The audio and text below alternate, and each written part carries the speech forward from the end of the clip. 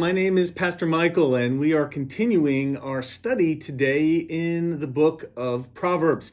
We've been going through the book of Proverbs together in our Sunday mornings. We've been talking about what it means to live a life that is foolproof, living a life in wisdom, a life in obedience to God.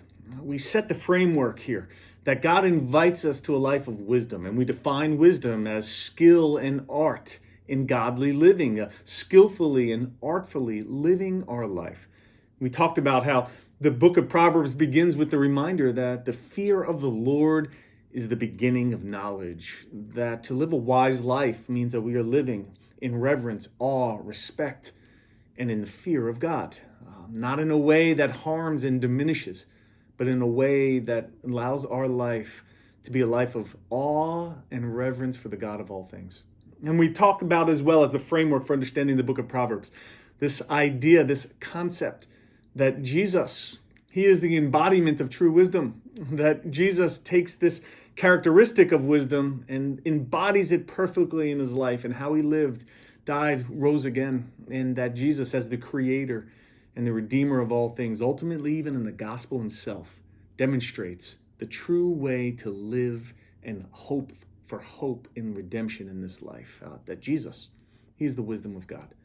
And today we want to talk about what it means to live in the fear of God, what it means to live wisely, what it means to live with Jesus as Lord in our friendships, in the type of companions that we seek to walk the life's journey with. You know, no doubt when you are a parent or a grandparent or a guardian or a teacher, you're always telling the little ones around you, the kids around you, you are who you keep in your company. You are who your friends are. I remember being told that and taught that many times as a young man. You are who your friends are.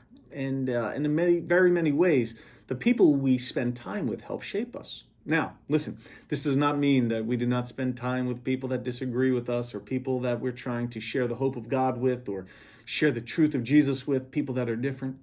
That's not what this is referencing. But the ones that we are going to have close companionship, the ones that we're going to call deep friends, there's characteristics we want to see in their life because their life helps to shape our life. And we get to spur each other on, like the Proverbs tell us, as iron sharpens iron, so one man and woman sharpens another in our life. Who are you allowing to sharpen your life? Today I want to just talk about 5 traits that we find here in the book of Proverbs. 5 traits, 5 verses to lay out for you as kind of a framework, a way for you to think about the friends that we want in our life, the friends that we want to walk with us in the journey of faith and wisdom to God. The first, Proverbs 13:10. A good friend is willing to take advice. Listen to this. By insolence comes nothing but strife, but with those who take advice is wisdom. Friends that are truly worth walking this journey of life together with. They're teachable. They're teachable. Teachability is a key characteristic you want to see for in the type of friend you are and the type of friends you spend time with. Insolence, this idea of thinking you have all the answers. This kind of idea of standoffish towards being challenged, this idea of thinking that you have completely arrived. That's not the type of friend that we need. We need friends that are teachable, and we ourselves need to be friends like this. And that's what you're going to see here as we talk about the friendship concept in the Proverbs. It's not just a challenge and a reminder for the type of people you want to be around, but what kind of person are you? Are you teachable? Are you humble enough to admit the things that you don't know everything about? Are you willing to learn, to grow? We need to be learners, teachable, especially in the wisdom and in the ways of God our whole life. So there's the first characteristics that we're looking for in friends and what we are trying to be as a friend, teachable. The second we see in chapter 15, verse 18 of Proverbs, and it says this. A hot-tempered man or woman stirs up strife, but he who is slow to anger quiets contention. Slow to anger. Someone who is not hot-tempered. Someone who's a peacemaker like this. Teachable, slow to anger. Have you ever been around a person that's hot-tempered?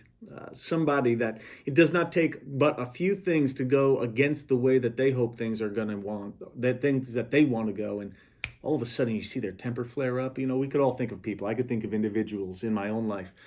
You could be having a conversation with them, and you know that you better not bring up a certain topic, or you better not go down a certain road. Otherwise, you'll see in them their anger start to flare up. A hot-tempered man. The Proverbs tell us that this is not the type of person you want to be around. This is not the type of person that is going to be best for your friendship. And that's not the type of friend we want to be either. We want to be peaceful people. People that are not easily given to anger, but that we are willing to be quiet and listen. Are you a good listener like this? Are you a person who is slow to anger? It's easy when we see, especially injustice, to be angry. And in a sense, we do need those moments of righteous anger. And no doubt there's a place for things like that. But many times it's the small things in life that get us flared so much. Whenever I experience moments of anger, I start to ask, what is it that is getting my temperature to rise? And it's usually more about me getting my way than it is about me standing up for righteousness, unfortunately. So humbly, we need to confess that.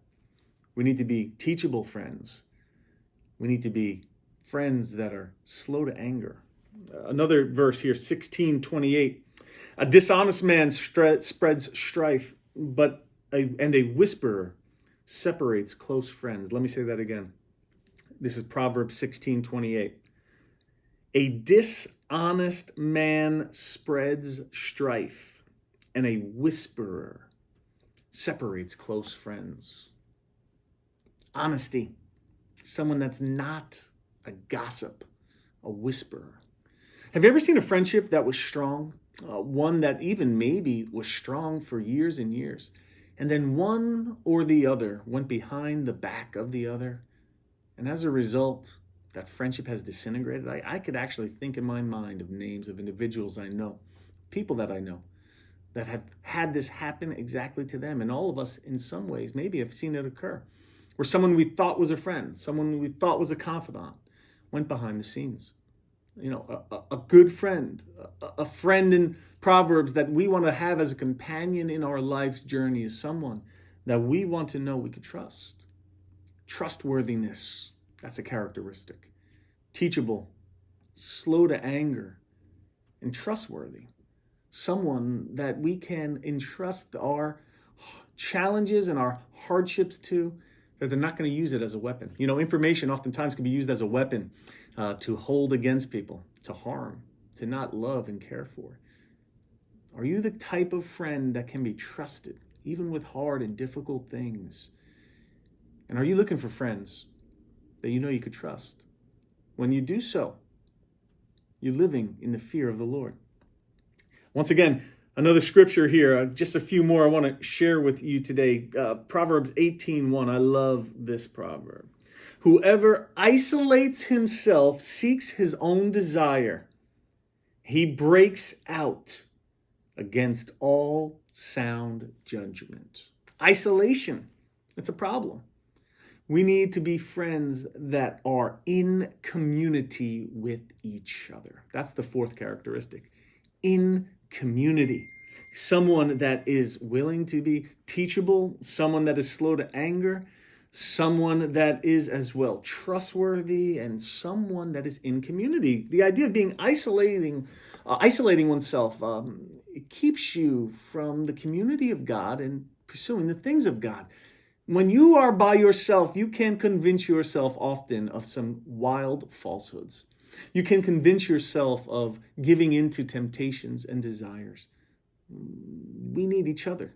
That's why, as part of our discipleship pathway, we believe that we worship, we connect.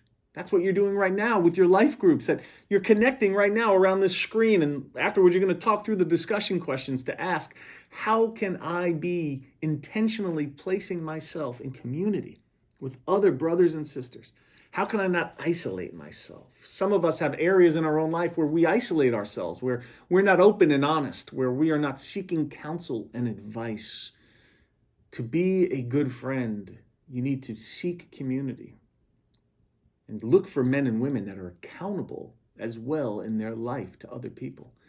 That's one of the things I always encourage women with as they are talking about men that they're interested in dating and marrying. And I've given a lot of advice over the years to potential couples. I was a college and young adults pastor for a decade in New York City, where they'd ask these questions all the time. And as you have kids and grandkids, you know these questions.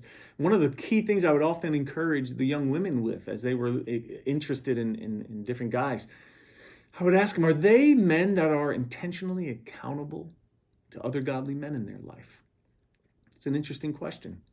Are they men that are intentionally being accountable to other godly men in their life? Or are they a solo ranger? Are they a lone ranger Christian man that thinks they could do it on their own for the betterment of their relationship and the longevity of their relationship? You want to seek men that are intentionally in accountability with others. And likewise, I would encourage the guys for the same thing that they would look for in the women that they were interested in. We need each other. We can't do it on our own. I once had a lunch with guys and they told me, our churches, we go to Denny's on Sundays and we read the Bible and that's enough. And one or two guys. I said, that's not enough. We need to be in the community of God, submitting to each other, helping each other to grow. And then lastly, and this is, and there's so many, we could go on, but I've given you 5 today already. It's somebody that's teachable, somebody that's slow to anger, somebody that's trustworthy, somebody that's in community. And lastly, a person that'll be present with us in our pain. Look what it says in Proverbs 25, verse 20. Whoever sings songs to a heavy heart is like one who takes off a garment on a cold day and like vinegar on soda. Singing songs to a heavy heart, don't just try to act like you could just make things go merry and go away. That to be a real friend, you need to be present. You need to be there, not just trying to sing songs to make as if things are okay. Presence with a person with a heavy heart. Don't take away a coat from somebody on a cold day. The idea is that it doesn't help. You need to be present. And oftentimes it means being quiet alongside somebody. This was the problem with Job's friends, right? They're trying in many ways to rally him up when he really needed presence. Do you seek to be a friend that is present in the pain of your friends around you? Are you present with people like this? Some of the greatest joys of ministry I've had are moments when I've sat with people in silence in the midst of their pain. Some of the greatest mistakes I've made is when I've tried to say too much to people when they've gone through pain. One of my favorite TV shows right now we're watching with the boys, it's WandaVision. It's this Marvel cinematic thing going on Disney Plus. It's popular right now. And Vision, who is a superhero, he talks about grief in one scene, about the loss of life. And he's talking with Wanda, this other superhero. And he has this amazing definition for grief. He says, what is grief if not love persevering? Grief. Many people we know may be going through pain, grief. And what we get to do when we grieve alongside people, when we lament with them for the things that are going on in their life, it is love, persevering. It's them desiring to see things changed and you desiring to be present with them as they go through it. It's love, persevering. When you grieve for someone you've lost, it's a love that you can no longer perhaps share with them on this earth. It's love, not giving up. And it's a joy, it's a privilege to grieve alongside your brothers and sisters as a true friend in their times of greatest loss. Some of you know what that's like. Some of you have had someone come alongside you and just be present. Present in our pain, that's another characteristic. So these are 5 ways that the scriptures tell us here in Proverbs that we could be a friend, that we could live in the fear of God, that we could live in the love and obedience and submission to King Jesus as we love and care for friends around us. When we do it, we're going to be the kind of friend people want to be around. If you don't have friends like this, start with being that type of friend towards others. And God will give you the opportunities. And I believe God will bring the people in your life in his time and his way. This is how we as a church want to come alongside each other, in a sense, as friends of God, that we are coming alongside each other in community, helping each other be teachable and slow to anger, helping there to be teachability and honesty in community as we walk with each other through our own pains. God is with us. God is present with us in these moments. And we get to be a friend of God when we are a friend like this to those around us.